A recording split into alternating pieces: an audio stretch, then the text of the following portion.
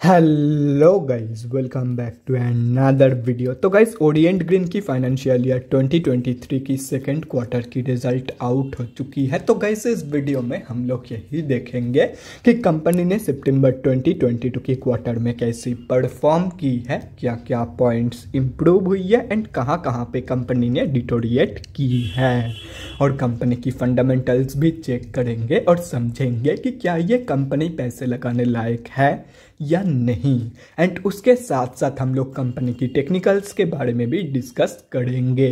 तो गाइस, बिना time waste किए कंपनी की फंडामेंटल एनालिसिस करते हुए वीडियो को शुरू करते हैं।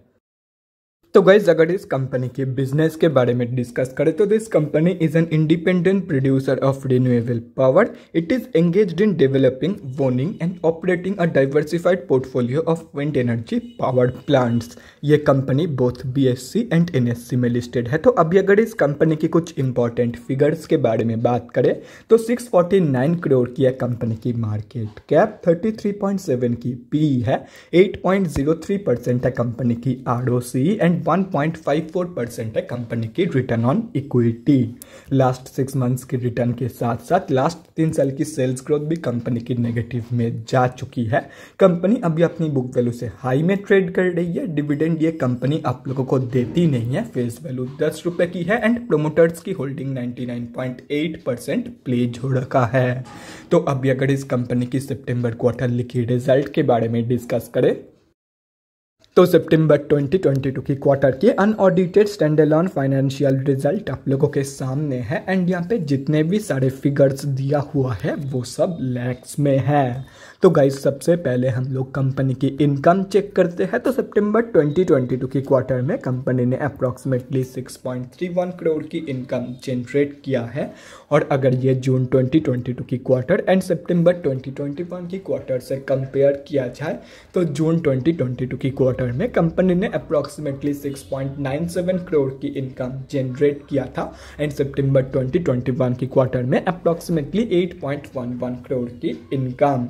तो ईयर ऑन ईयर बेसिस पे and quarter on quarter basis पे दोनों में ही कंपनी की जो इनकम ग्रोथ है वो तो नेगेटिव में जा चुकी है। एंड उसके साथ साथ एक और चीज़ अगर आप लोग यहाँ पे नोटिस करोगे तो टाइम के साथ साथ कंपनी की जो इनकम है वो धीरे धीरे कम हो रही है। तो अभी अगर इस कंपनी की नेट प्रॉफिट मतलब प्रॉफिट आफ्टर टैक्स के बारे में डिस्कस करें तो यहाँ पे आप लोग साफ देख सकते हो कि ये एक एंटायरली लॉस मेकिंग कंपनी है एंड ये सिर्फ और सिर्फ कंपनी की हाई एक्सपेंसेस के वजह से हो रहा है।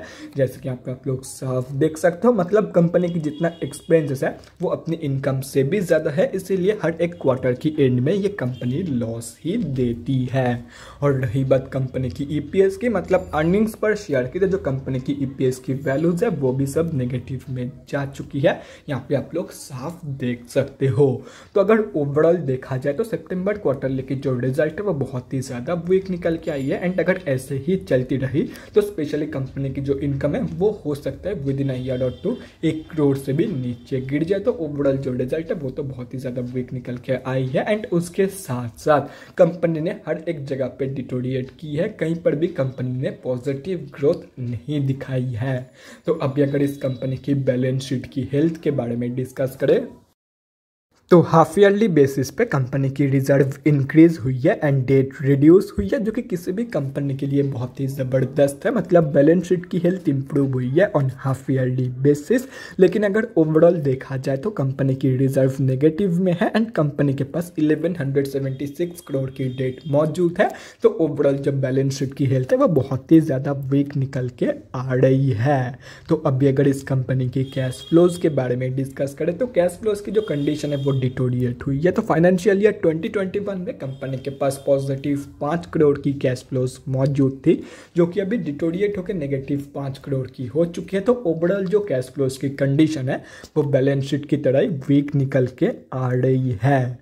और रही बात कंपनी की शेयर होल्डिंग पैटर्न की, तो गाइस सितंबर क्वार्टरली की शेयर होल्डिंग पैटर्न आप लोगों के सामने है। तो सितंबर की क्वार्टर में प्रमोटर्स की होल्डिंग एंड डीआईआईज की होल्डिंग अनचेंज्ड है, बाकी एफआईआईज ने सेलिंग की है। एंड अगर पब्लिक में देखा जाए तो गाइस यहाँ पे आप लोग पब्लिक में देख सकते हो कि पब्लिक में किसी भी बड़े रिटेलर की होल्डिंग नहीं है। मतलब इस कंपनी में हम आप जैसे छोटे मोटे रिटेलर्स की जो होल्डिंग है वो अप्रोक्सीमेटली 60.33% के आसपास निकल के आ रही है। एंड अगर 3 साल की कंपेरिजन में देखा जाए तो धीरे धीरे बड़े प्लेयर्स जो है वो इस कंपनी से एग्जिट कर रहे हैं एंड इनफैक्ट प्रोमोटर्स भी धीरे धीरे अपनी होल्डिंग कम कर रहे हैं इस कंपनी में। यहाँ पे आप लोग साफ देख सकते हो। तो गाइज अभी कंक्लूजन पे आते हैं कि क्या आप लोगों को इस कंपनी में पैसा लगाना चाहिए या नहीं। तो देखो गाइस, सितंबर क्वार्टरली की रिजल्ट बहुत ही ज़्यादा वीक निकल के आई है एंड ग्रोथ कंपनी की बहुत ही ज़्यादा बेकार है एंड ओवरऑल फंडामेंटली भी कंपनी वीक है। जिन लोगों ने कंपनी बनाया था उन लोगों का ही भरोसा नहीं है इस कंपनी के ऊपर, इसीलिए वो लोग अपनी होल्डिंग बेच के धीरे धीरे इस कंपनी से निकल रहे हैं।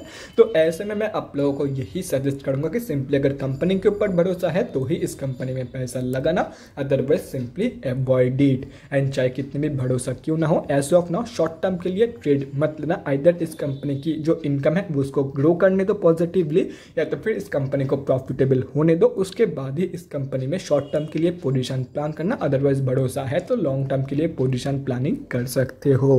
तो गाइज अभी अगर इस कंपनी की टेक्निकल्स के बारे में डिस्कस करें तो यहाँ पे हम लोग आ चुके हैं NSE के डेली चार्ट पे। तो गाइस सबसे पहले हम लोग ये समझते हैं कि कंपनी में अभी चल क्या रहा है। तो गाइस कंपनी अभी अपनी 200 की मूविंग एवरेज से नीचे ट्रेड कर रही है, मतलब कंपनी अभी ऑफिशियली डाउन ट्रेंड में है। तो अभी अगर इस कंपनी में फ्रेश एंट्रीज के बारे में बात करें तो मैं पहले ही क्लियर कर दूं कि ये कंपनी स्विंग ट्रेडर्स के लिए नहीं है एंड शॉर्ट टर्म ट्रेडर्स के लिए ये कंपनी एज ऑफ नाउ नहीं है। ये तो मैंने पहले ही फंडामेंटल एनालिसिस करते टाइम बता दिया है। और स्विंग ट्रेडर्स के लिए ये कंपनी क्यों नहीं है उसके पीछे का रीजन भी आप लोग जान लो। तो देखो गाइज, कंपनी मैक्सिमम टाइम एक ही रेंज के अंदर कंसोलिडेट करती है एंड कंसोलिडेशन के बाद जब ये कंपनी कोई भी मेजर मूवमेंट दिखाती है, नॉर्मल मूवमेंट नहीं, ये छोटा मोटा अप डाउन नहीं, जब भी ये कंपनी कोई भी मेजर मूवमेंट दिखाती है जैसे कि यहाँ पे आप लोग देख सकते हो, तो मैक्सिमम टाइम ये कंपनी सर्किट में ही क्लोजिंग करती है। एंड ये आप लोगों को भी पता है कि जो कंपनी सर्किट में क्लोजिंग करती है उस कंपनी में टोटली ऑपरेटर का गेम चलता है एंड ऑपरेटर सिर्फ और सिर्फ रिटेलर्स को ट्रैप करके ही पैसा बनाता है। तो simply stay away from this company and upper circuit में आप लोग बाय नहीं कर पाओगे, ये आप लोगों को भी पता है। एंड जब ये कंपनी नीचे गिरेगी एंड बाई चांस अगर आप लोगों का स्टॉप लॉस हिट होता है तो सिंपली आप लोगों को भी ये पता है कि स्टॉप लॉस तो हिट होगा लेकिन सेलिंग ऑर्डर एग्जीक्यूट नहीं होगा, क्योंकि लोअर सर्किट में सेलिंग ऑर्डर एग्जीक्यूट नहीं होता है।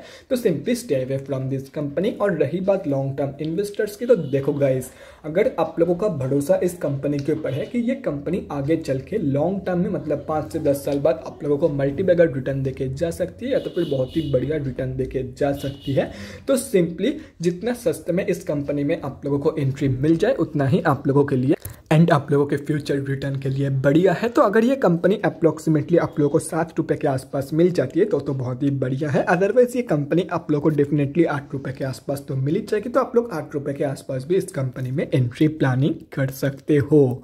तो guys that's it for this video. अगले वीडियो में मिलते हैं गाइज। Thanks for watching. और गाइज अगर आप लोगों के मन में कोई भी डाउट या क्वेरी रहती है स्टॉक मार्केट या किसी भी स्टॉक से रिलेटेड तो कमेंट सेक्शन में कमेंट करके मुझसे पूछ सकते हो, या तो फिर मेरे इंस्टाग्राम का लिंक आप लोगों को डिस्क्रिप्शन बॉक्स में मिल जाएगा, जाके वहाँ पर भी मुझे DM कर सकते हो फॉर एन 1-on-1 कन्वर्सेशन।